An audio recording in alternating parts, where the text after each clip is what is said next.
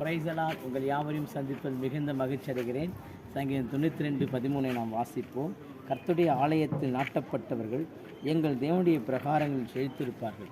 கர்த்தருடைய ஆலயத்தில் நாட்டப்பட்டவர்களாக இருந்தால் நாம் செழித்திருப்போம். கர்த்தர் நம்மளை ஆசீர்வதிப்பார். ஆமாம், எப்படி நாட்டப்பட்டவர்கள் யார்? வேதத்திலே தேவ சமூகத்தை வாஞ்சித்த ஏனோக்கு அவர் செழித்திருந்தார். அவர்கள் முதிர் வயதிலும் கனி தந்து புஷ்டியும் பசுமையுமாய் இருப்பார்கள். தேவனுடைய ஆலயத்தை விரும்பின தாவீது அவர்கள் முதிர் வயதிலும் கனி தந்து புஷ்டியும் பசுமையுமாய் இருப்பார்கள். இந்த வேளையில் கர்த்தருடைய ஆலயத்தை வாஞ்சிக்கிறவர்களாக நாம் இருக்கும்போது நாம் எப்படி இருப்போம்னா, முதிர் வயதில் புஷ்டியும் பசுமையுமாய் இருப்போம். ஒரு ஹெல்த்து, எப்படி ஒரு ஹெல்த்து காரியங்கள் நம்ம எடுத்துக்கிறோமோ நம்முடைய சரீரத்துக்கு, அதே போல் தேவ சமூகம் ஆலயத்துக்குரியது. அது ஹெல்த்தை கொடுக்கும். நீங்கள் நல்லா இருப்பீங்க. தேவ சமூகத்தை விரும்புங்க. கர்த்தர் உங்களை ஆஸ்வதிப்பான். ஏனோக்கு விரும்பினார், ஆஸ்வாதமாக இருந்தார். ஆபிரகாம் விரும்பினார், ஆஸ்வாதமாக இருந்தார்.